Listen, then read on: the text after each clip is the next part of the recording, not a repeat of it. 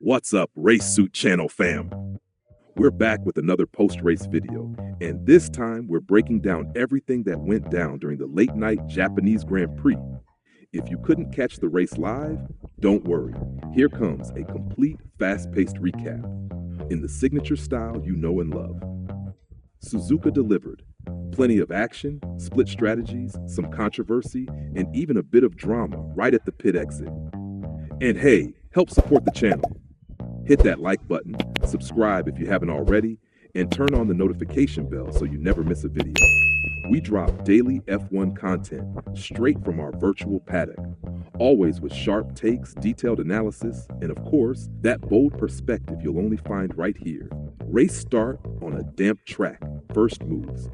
The Japanese Grand Prix kicked off without rain, but the track was still damp after showers earlier in the day. All the rubber laid down during practice and qualifying had been washed away, making the surface unpredictable and forcing drivers to be extra cautious at the start. Most of the grid went with medium tires, but some gambled. Lewis Hamilton and Brazilian rookie Gabriel Bortoleto started on hards, while Jack Doohan and Lance Stroll went with softs, trying out alternative strategies. And right from the first few meters, the race began to take shape. Max Verstappen launched cleanly, defending well against an early attack from Lando Norris, while further back, Bortoleto lost multiple positions, dropping to the back of the pack. The replay showed his rear tires spinning off the line, which completely ruined his getaway. A tough start for the Brazilian in Suzuka. Radio complaints and early signs of wear. Just a few laps into the race, Max Verstappen was already on the radio complaining.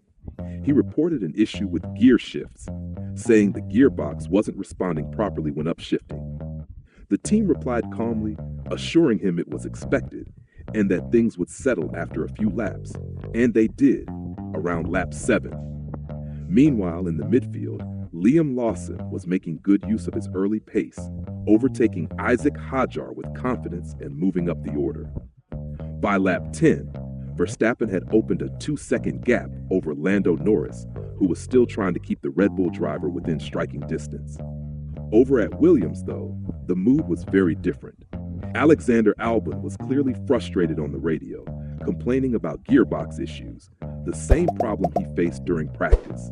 He even told the team they hadn't done anything to fix it, and his frustration came through loud and clear. You could tell the Thai driver was far from happy with the situation. Stops and pit lane drama. The race settled into a solid rhythm, and by lap 21, the front runners began making their first pit stops. George Russell and Oscar Piastri were the first to dive in, switching to hard tires. Shortly after, it was Verstappen, Norris, and Leclerc heading into the pits, and that's when things really heated up. Max Verstappen completed his stop and was exiting the pit lane just as Lando Norris was coming in after his own tire change. With the gap razor thin, Norris gunned it on the pit exit, trying to grab the position, but Max was already on the racing line and ended up pushing the McLaren driver off the track. Norris had 2 wheels on the grass and immediately jumped on the radio, saying Verstappen didn't give him any room and put him at risk. On the other side, Verstappen fired back, claiming Norris ignored the pit lane line and accelerated too early. Race control looked into the incident, but ultimately did not issue any penalties. The truth is, even without contact, it was tense. There's clearly a growing rivalry between the two, and neither is willing to back down this season. So what did you think of that move? Hard racing or crossing the line? Drop your thoughts in the comments. Antonelli leads. Hamilton extends his stint, and the top 5 gets a shake-up. With pit stops underway, Kimi Antonelli found himself in the provisional lead, staying out on medium tires. Lewis Hamilton, running on hards, also gained temporary positions since both drivers had yet to stop. It was a clear strategic play, stretch the stint and hope for some chaos to flip the race around. Hamilton finally pitted on lap 30, switching to mediums for a push in the final stint. Antonelli held on until lap 32 before heading into the pits. Once the full cycle of stops was complete, the race order reset. Max Verstappen regained the lead, followed by Lando Norris in second. with Oscar Piastri right on his tail in third. In fourth was Charles Leclerc, having a quiet but efficient race, staying out of trouble. George Russell rounded out the top five, running consistently but not quite within striking distance of the cars ahead. The race was far from over though, especially with Piastri closing in on Norris. The battle between the McLarens was about to get intense. Piastri turns up the heat while Verstappen shifts to full management mode. As the race entered its final phase, Max Verstappen remained in full control, holding a solid lead of around 1.3 seconds over Lando Norris. But the driver really turning up the pressure was Oscar Piastri, who was now right on his teammate's tail and made it clear over the radio that he had more pace to give. By lap 41, the gap between the two McLarens dropped below 1 second, allowing Piastri to activate DRS. On the very next lap, he sent a message to the team saying he could go after Verstappen and asked for room to make a move. McLaren didn't respond. The ball was in Piastri's court.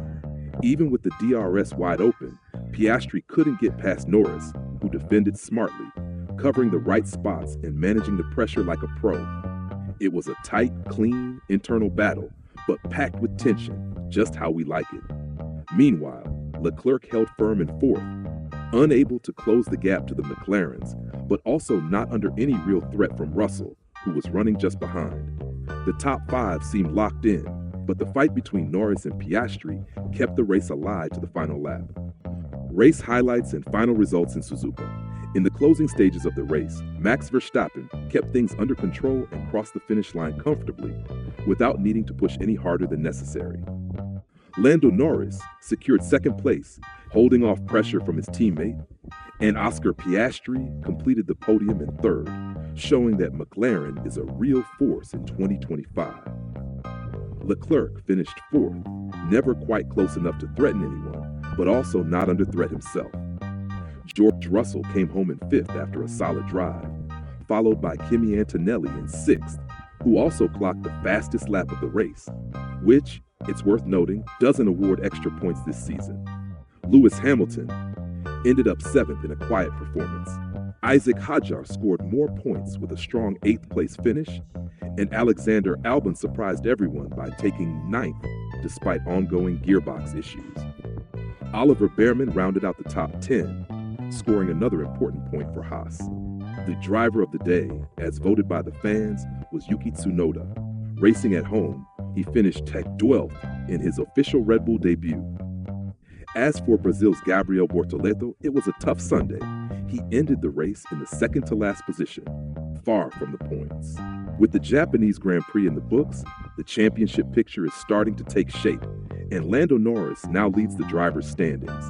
Even without a win this Sunday, his consistency paid off, and he's officially at the top of the table. Here's how the Drivers' Championship looks. Lando Norris leads the pack. Max Verstappen sits second with 61 points. Oscar Piastri is third with 49. George Russell in fourth with 45. And Kimi Antonelli rounds out the top five with 30 points. In the Constructors' Championship, McLaren remains dominant, opening up a solid lead with 111 points. Mercedes follows in second with 75 and Red Bull is in third with 61, setting the stage for an intense battle in the rounds to come. And the best part? We're back next week. We head straight to the desert for the Bahrain Grand Prix, and this time the race will be at a much more friendly hour for fans in the Americas. So mark your calendars and hit that notification bell, because Race Suit Channel will have you covered from FP1 all the way to the final flag. If you enjoyed this video, make sure to drop a like, leave a comment with your thoughts on the race, and subscribe if you haven't already. The season is just getting started, and if Japan was this wild, just imagine what's coming next.